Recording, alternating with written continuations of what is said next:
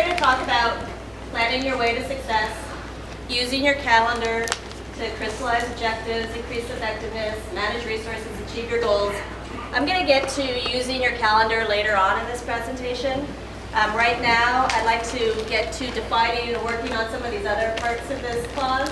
And I would like to start with defining what increased effectiveness means. And when I'm talking about increased effectiveness, we're talking about event planning, calendar planning, activity planning.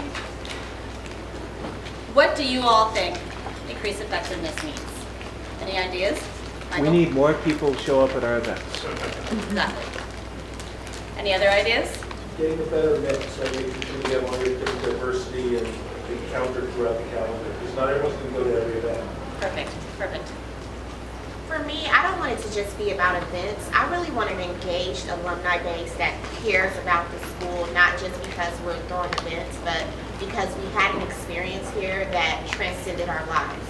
So to me, to increase effectiveness means to really kind of grow that experience again. And it doesn't necessarily have to be via events. It could be like going and engaging back with old alumni or new alumni, et cetera, et cetera. I like that, I like that. And we're going to touch on all of that in this presentation.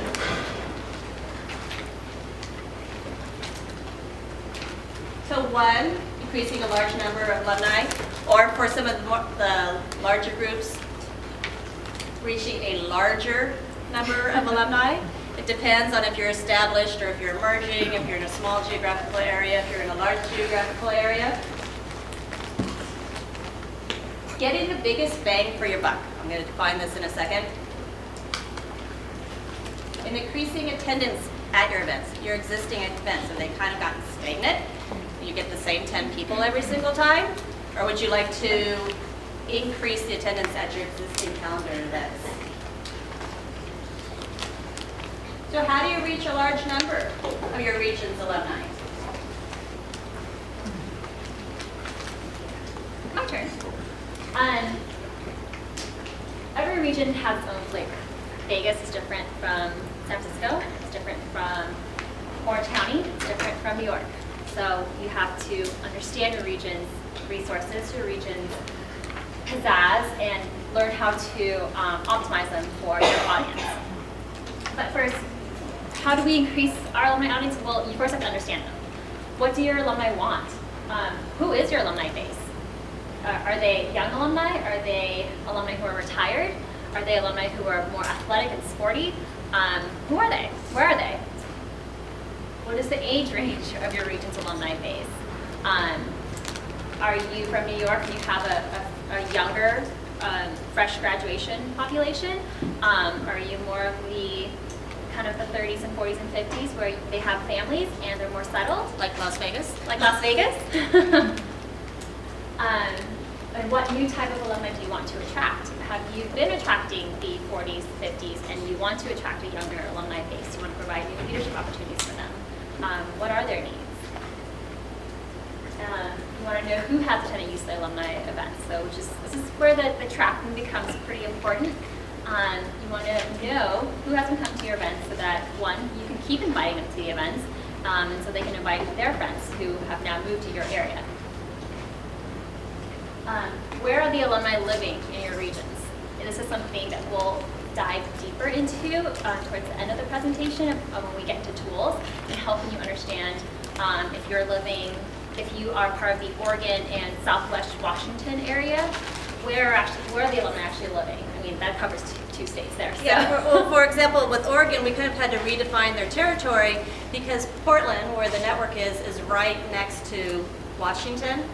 And we had an Oregon network and we had a Washington network, but people from Washington were coming down to Portland. So we had to redefine what that looked like. Mm-hmm. And then that we transfer that to their email distribution list so that we could have people from Southwest Washington come to the Portland events. And when we talk about the tools of how do we find out where the alumni in your region are living, it's a two-part process. Half of it is us providing you the data, but the other half is you helping us gather that data because you're the boots on the ground. And then you have to also understand what are your alumni interested in. Like I was mentioning before, some alumni are a little sportier than others. Some Some like attending the game viewing parties, some don't. Some want more lecture style events, some want more networking based events where they get to really find out who are living in that area and if they can become friends with them and they can become a stronger network that way. I'd like to also add one more thing to this when we're talking about who are alumni. It was touched upon earlier in Julie's presentation, but we're also reaching out to the UCLA community and to the parent community. And there's a lot of parents out there that would love to participate in your events. They would love to come to the sporting events. They would love to go on the hikes. They want to engage with the alumni because they feel a strong connection to the university through their kids. So don't forget about them. And if you want to talk about that further, talk to your regional liaison, and we can facilitate that. So how do we answer all those questions we just threw at you just now? Well, first off is brainstorm as a board. Your board is your strongest asset. Your board is the one that's been working to engage other alumni, have the resources, and if you don't have the resources, maybe you know someone who has the resources. And I'd like to expand on that, and I'm gonna, sorry, pick on Michael again. Las Vegas, they brainstormed as a board. They realized they had some connections through alumni, and now they are planning a weekend getaway to Laughlin. And it was all through, I know somebody whose husband and wife is somebody here and has this connection with Harrah's Hotel, and they got this great discount room rate, and now they're going away for the weekend. So you're brainstorming as a group, figuring out who your resources are. I mean, that really helps come up with event ideas. And I think it's, A lot of those questions you raised really drive right to the essence of what brings them out. Have you actually had polling results where you actually got some data as to what the answers to the questions are? we have.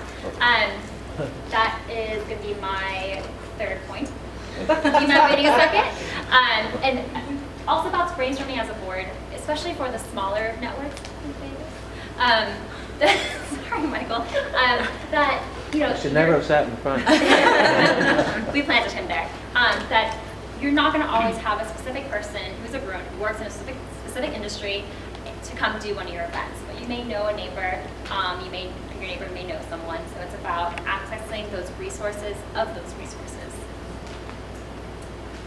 Brainstorming as a board. Send a survey. We'll touch on this. Yeah, so for example, I've had two of my networks this past year send out a survey, Seattle and Las Vegas. And this really helped them. They had kind of become, well, Las Vegas is emerging, but Seattle had become a little stagnant. Same 5 officers doing the same events for the last 5 years. They weren't getting anybody new to come out, and they didn't know how to reach out and bring in some new blood. So they created a survey. Simple, 5 to 10 questions. We sent out an email blast, 4,000 alumni in the Seattle area. We got a great turnout, and then what they did, a great response to that, a lot of ideas for events, but they also asked the question, do you want to get involved with the organization? Do you want to become an officer? Do you want to be on a committee? And they took it to a step further, which we're going to talk about later, but they had an informal planning meeting where they invited those people that responded to the survey, come on out, let's brainstorm. Long story short, 10 more members to their group, 3 people stepped up to be officers, and I just got 3 email request blasts from them of events that they're having over the spring that are all new that they didn't have last year because they've got new blood in their group with new ideas and they're willing to step up and take these events forward. And I'll give you a much broader example. So I work for Young Alumni Engagement. About 26% of the alumni population graduated in the past 10 years. That's a large alumni base, and they're spread out all over the globe. Well, I'm a young alumna of UCLA. My boss is a young alumna of UCLA, and our other team member is also a young alumna of UCLA. But we can't assume that we understand young alumni because we work here. UCLA is our everyday. And so we flew up to San Francisco. We did a few focus groups. Angela flew over to New York, did a few focus groups there. We went down to Orange County, did a couple focus groups there as well. And I continually interview young alumni at least once a month, if not once a week, to see what are they interested in, what's new, what's the emerging industry that they're interested in learning about.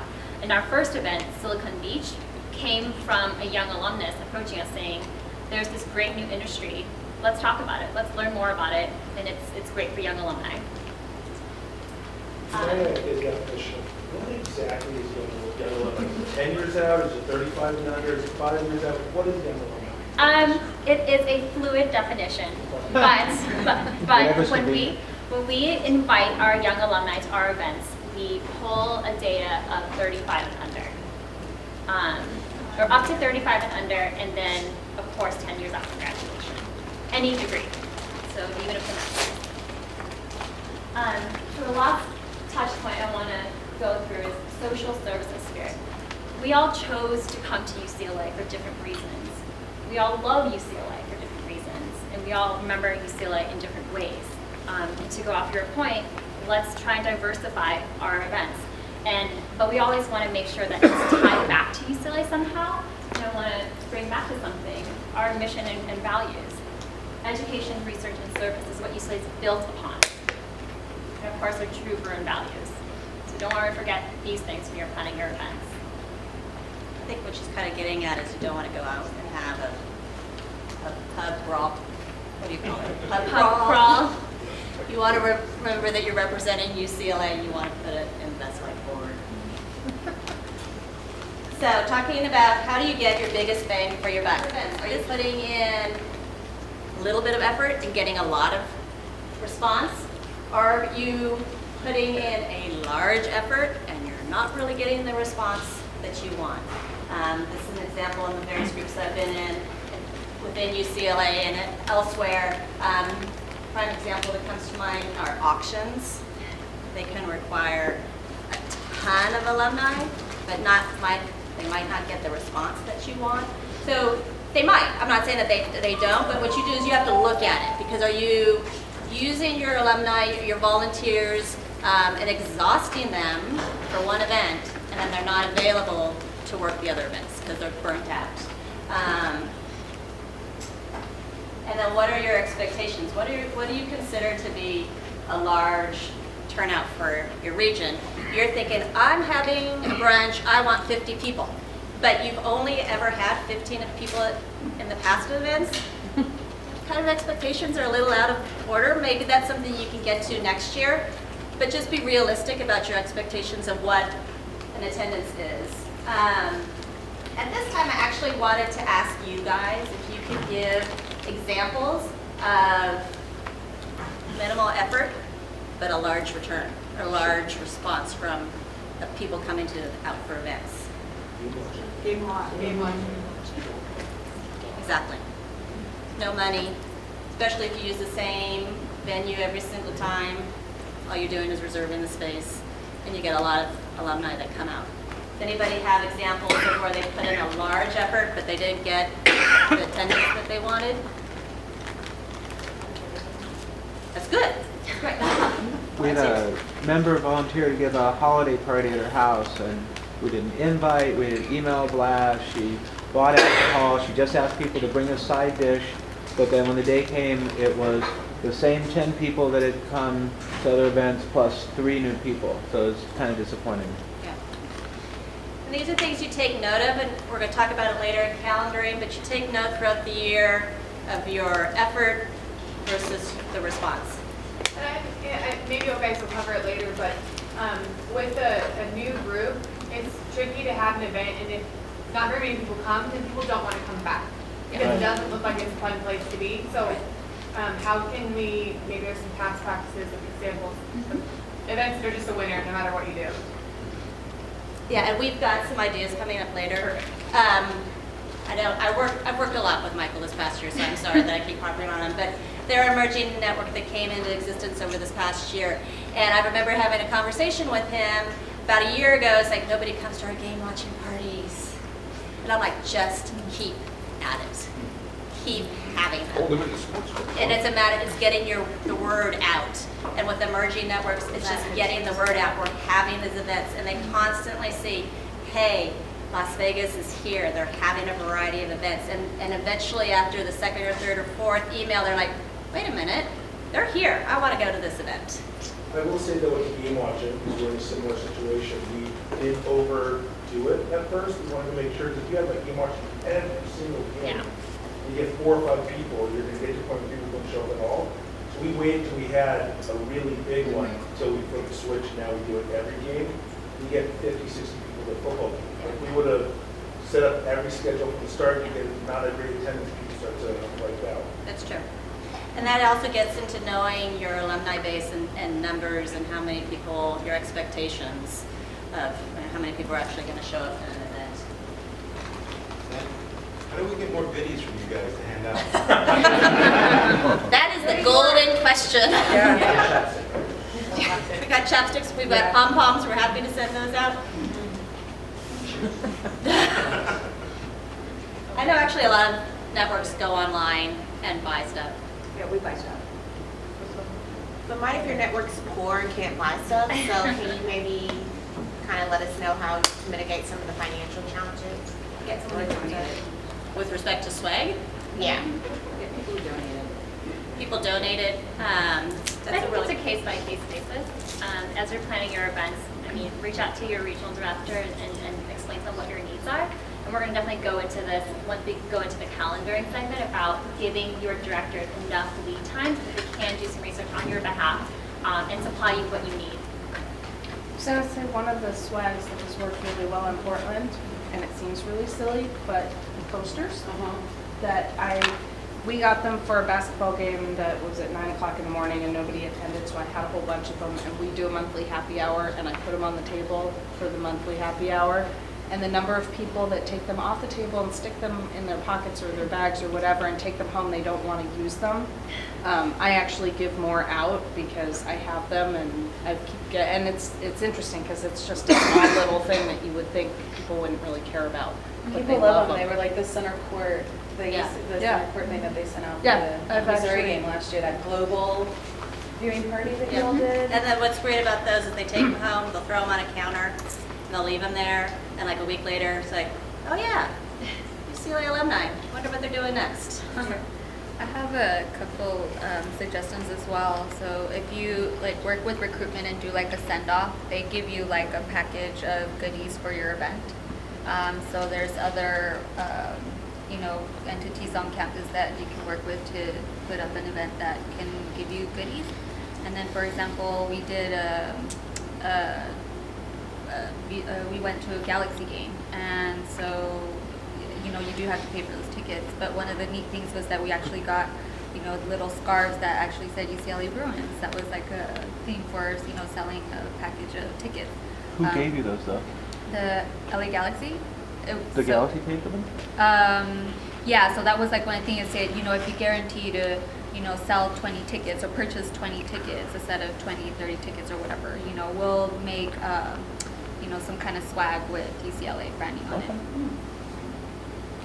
And the other thing is, there's, besides just this side, there's also the athletic side. Yes. And they're looking to raise money and do things, and you have members that they probably don't have access to. So I know we've worked with them in the past to get them more involved in our network. And because of that, we've got season football doing, we have football tickets to give away and stuff like that, which gets great attendance, right? But you gotta be willing to work with them because they're looking to raise money as well. And that's the thing about knowing who's on your board, knowing who your resources are. Maybe your board members didn't have connections with athletics, but their roommate from college did. And so it's making phone calls and figuring out who knows who. So how do you increase attendance at your events? And again, I'm talking about your existing events, not new ideas, but you've been having the same, you're recurring your events. And you need to ask yourself some questions. Are the events meeting your alumni's needs and interests? It's actually kind of really important to think about. If you're having a book club, but your alumni base is really active and they much rather have a hiking event, you have to look at that. Or if your alumni base has young children and you're doing a lot of game viewing parties at bars where they can't bring their young children, they're probably not going to show up. Are you properly marketing your event? Let us help you. We have access to the UCLA database. Our email blasts are going out to a very large number. I'll give an example. I don't know if Sacramento was in the room. They had their own list of 100 alumni. That was the same people over and over and over again. We said, let us send you out an email blast about an event they had over the summer. We reached 4,000 alumni, and they had 100 people show up at the event. So let us help you. We are here to help you. We can do the emails. We can help with the social media. So please reach out to us. And how is your board planning events? Calendaring, which we're going to get into shortly, versus spontaneous. On Monday, are you saying, hey, let's get together on Saturday? Well, there's not a lot of time to get the word out. But also spreading the joy. And what I mean about that is using all your board members to get involved with an event, so you're not burning out people. But using the board to generate event ideas and to help implement the event, so it's not just one person responsible for it all.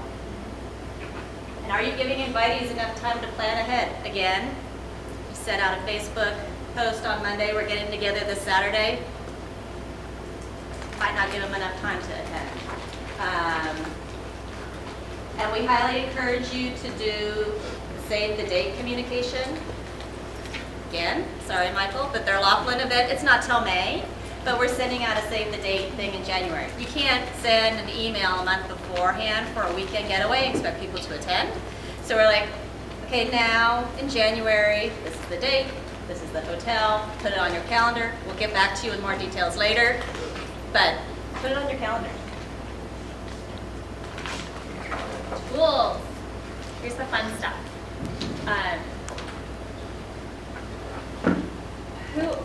We're going this over again because I think we want to really get this through to all our alumni volunteers. Is who are your resources?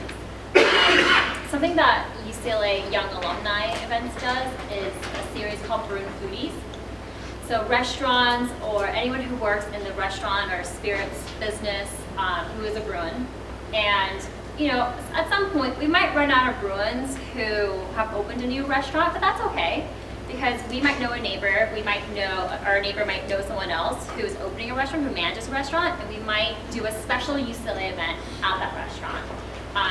Because we've done 3 Bruin Foodies so far, and hopefully we don't run out of Bruin Foodies people, but we might, and it's all about tapping into those other resources around you. Feedback at board meetings. It's great to know who's going to your events, but it's also great to know how they're responding to that event. Did they have a good time? Did they feel like they were neglected?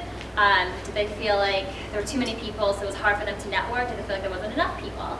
So these feedback information will help you plan your next event and help it be more effective.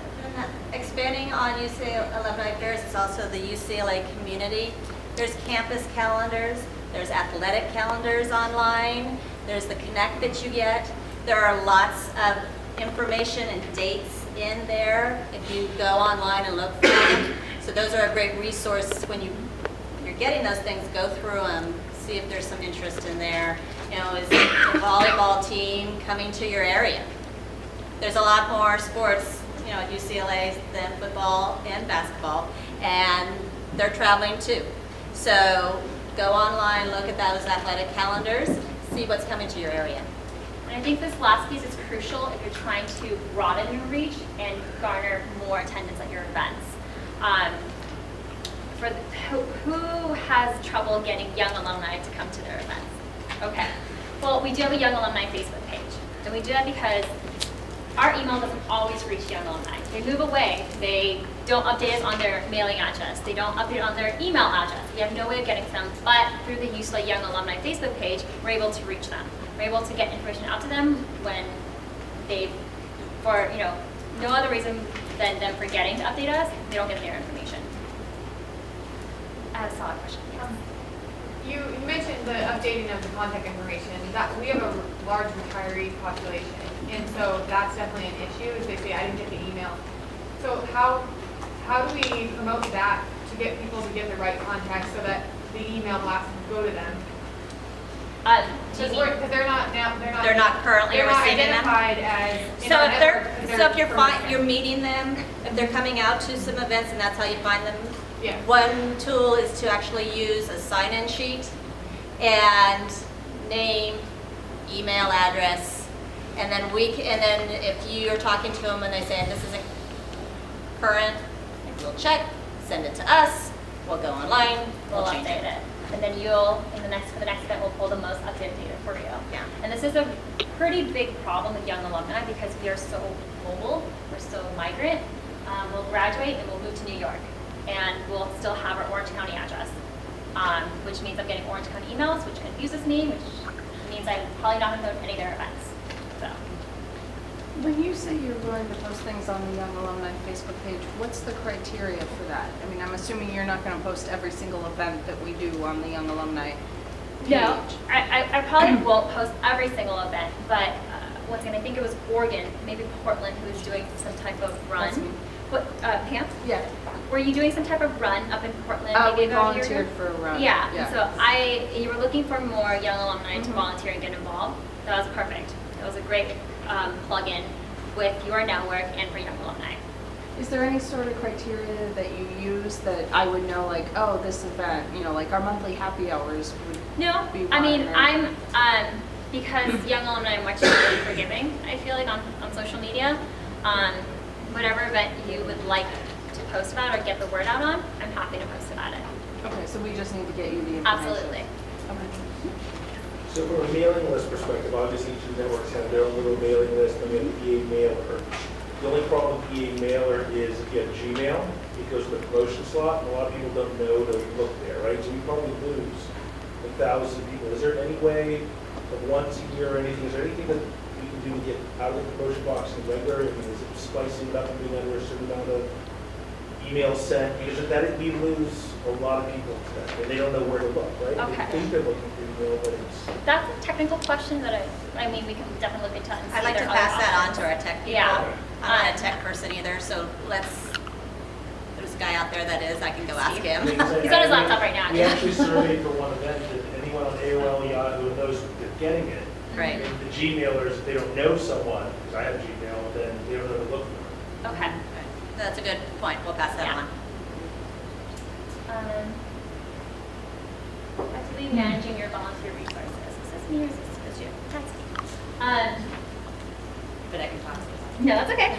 Katherine mentioned about making sure that all your board members are utilized, especially your young alumni who are a little bit hesitant of joining the board, and especially with more experienced alumni on there who always need to know what they're doing.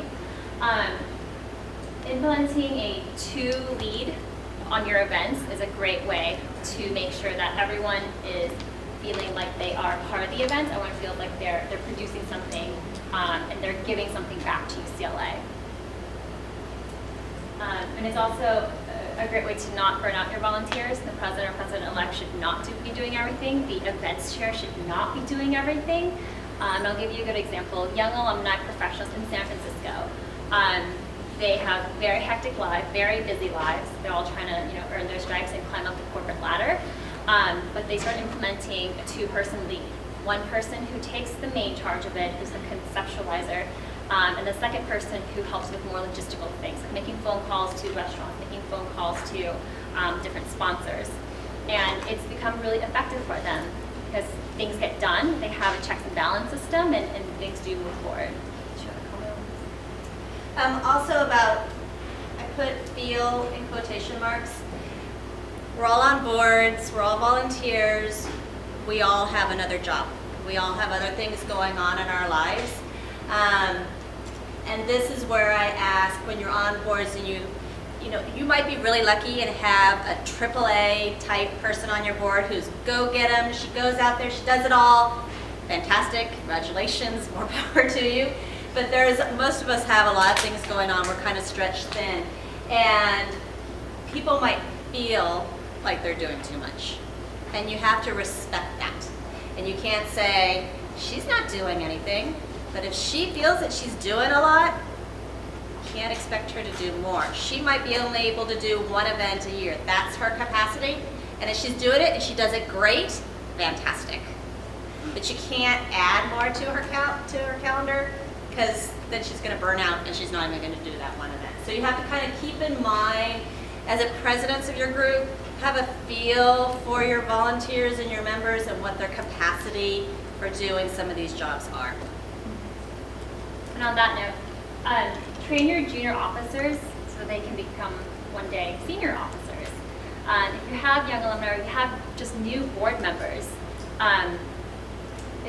they're not going to just jump in and take the bull by the horns and complete something right away, because they don't know. They're new. They need to be trained. So it's a great way, if you do the two-person lead events, to have someone who's a senior officer and someone who's a junior officer to lead the events, get the experience, and everyone will be much happier for it. Oh, yes. Having two-person lead events, I gave you the app example. Make use of each other's personal and professional networks. Do you feel like we've talked about that enough yet?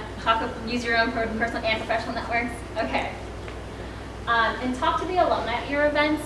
If you, and I don't think I dived deeply into this as much as I should have, is those monthly meetings I still have with young alumni, where I will approach a young alumna or young alumnus at one of our events and said, I'm glad you came. I'm so happy to see that you've come to our events.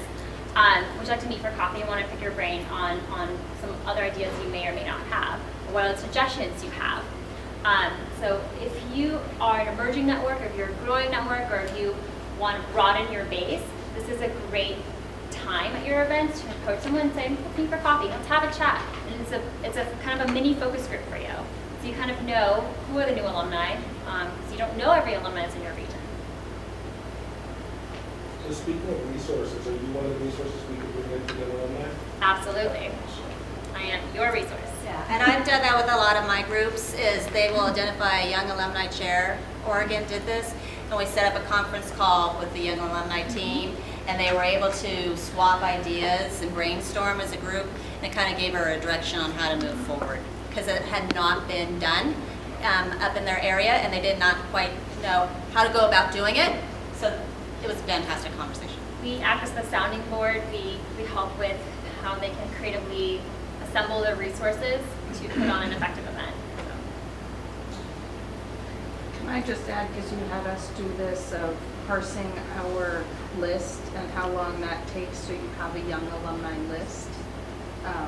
Because you had to do that for us, and there was one event, not the map, the distribution list. We were going to do an event, but we didn't want to send it out to all of the alumni because it was a specific young alumni event. But it took you guys a couple of weeks to be able to do that, so we had to factor that in. We actually still haven't used it because of that, but just for everybody else to know, to get a young alumni list, it does take some time. Any data pull really will take about 2 weeks. So you always want to factor that in as you're planning your marketing for your events. So now what? We've been doing a lot of analysis, a lot of thinking about our events, a lot of thinking about our alumni base, what's successful, what's not, and this is where we get into calendaring. And not that. That's too much. That's overwhelming. Actually found that under OCD planner on Google. I do love the colors. I actually touch base on that a little bit later, but that's too much. Okay. So every group needs goals and a strategic focus on how to achieve those goals in order to be productive and not grow stagnant. I firmly believe in this. As far as my personal background, I've been on volunteer boards for over 25 years, from local little groups to large international groups. And what I've seen consistently as a key to a group's success and longevity is if they set goals and a strategic focus on how to do this. If they look at this on an annual basis and go through the steps that we're going to go through now, these groups have grown. People want to get engaged with them. People want to sign up and say, I want to be on that board. They're going places. Whereas the groups that didn't really go through this process, they grow stagnant and kind of tired and a little boring. And pretty soon nobody wants to step up and be an officer. You just know where that goes. So, what I suggest you do is have an annual planning meeting. once a year. I do know, I think Washington DC does it quarterly, but I suggest just do it once a year. You should attend your entire board, not just your executive board, but also invite everyone in your area. An example here is the Bay Area Bruins. They normally get about 12 people at their board meetings. They just had one of these annual planning meetings earlier this month. They put out an email blast. They got 40 people to come to the meeting. 15 to 20 of them were new alumni that had never attended anything at all. And 3 raised their hand after the meeting and said, I want to be a board officer. Where should you have it? Someplace casual and relaxed. Not a restaurant, it's too loud. Again, the Bay Area Bruins, they had it at a rec room at a condo complex. Big comfy couches, reclining chairs, people got to relax, they got to sit back, and they were much more relaxed and willing to engage in the discussion. Bring snacks. As you can see, we got candy on the table. Give people food. It helps them think. And email attendees beforehand and come with ideas. Encouraging people to come with ideas. We want to brainstorm. It's not just the officers that are coming up with ideas. We want those new ideas. So first step, you're going to brainstorm as a group. Look back at your previous year. What events worked? What events didn't? No judgment, but just kind of look at them. You know, we've tried this, it didn't work, okay, move on. But this event was really successful, why? Did you market it? Did it meet the needs of a different group of alumni that hadn't been addressed in the past and they all showed up? And then the next step is to brainstorm on possible goals for the group. And this is open and inclusive, no negativity, no feedback, just have everybody start talking. You can write it down, these things are great. Start just writing it all down. And again, not passing any judgment. And then when you've got everybody and all their ideas down on paper, look for trends and concentrations. Things might start appearing that you didn't really necessarily think about as a volunteer leader, but you might see, you thought you were communicating well, but there's a recurring theme that communication is not as good, it's not perceived by your membership to be as good as you think it is. And from those trends and concentrations, decide on 5 goals for the year. I just gave some examples. You might want to grow the social media. If you were here at the previous presentation, that might be your goal for the next year. Marketing, young alumni, reaching out to them, or strategic planning. Just going through what I'm talking about is new for your group, and that's going to be your goal, to try this out and see if it's effective. And then the last step is actually have each of your officers come up with 3 of their own goals, go around and share it as a group. It gets buyback from your junior officers into what the whole group's doing. I think it's also a great time to remind your board members why you're doing what you're doing. So your second step is actually setting the calendar. You're going to start filling it in. You're actually going to have a calendar and you're going to start filling it in. And start with the recurring events. Every single year, we have send-offs, we have welcome to the city, we have dinner for 12 strangers, we have game watching parties. You know, put in UCLA dates, first day of school, homecoming, alumni day. And if you need help with that, we've actually got a handout here that can help you with that. Now we're going to talk about, this is where you start listing your variety of events based on your goals. Say your goal is to have more family-friendly events. So you want to have an apple picking event in October or a pumpkin patch party in October. From your goals, you decided areas that you want to have events in, throw those events into the calendar. So you know it's in October. You don't have to commit to October 12th, but you put it down in October. You're getting things down on paper. And this is a strategy that I use and found it incredibly effective. It kind of goes back to that previous picture with all the colors. But I like to put my themes in colors, and I'll explain this in a second as to why. But and you can do whatever color scheme you want, but put in your Game Watch, your sporting events in blue, put in your UCLA events in yellow, your Young Alumni events in green. This is a tool And then remember what we talked about earlier, social service spirit. Are you putting down events that reach across all these things? Are you putting down just social events, or just service, or just spirit? Remember to put down events on all the various areas. Now, you really want to be productive. Oh, sorry. What do you mean by spirit events? Game watching, USC game. So People are coming. that cultivate a connection back to because wouldn't spirit sort of fall under social? How do you differentiate the two? Networking events, happy hours. Well, yeah, social is like the happy hours, Bowling night. wine tasting, and the spirit connects you back to the campus somehow. Now, if you really want to be productive, this is up to you. You've got your calendar, you've got your events, backfill. Okay, I've got my apple picking party in October. I need to find my venue 2 months in advance. Put that on your calendar. I need to send out my email 1 month in advance. Put that on your calendar. I need to have a committee meeting for send-off 2 months before the send-off. Put that on your calendar. This is a way for everyone in your organization to know what they need to attend to, what they need to be involved in. If they're coming up with a marketing plan that needs to come out a month before an event, your communications chair knows that. They know it now. This September 1st, they've got to have a marketing plan in place for their apple picking party in October. And again, this gets back to spreading the joy. It's not just one person, that events person, doing all the work.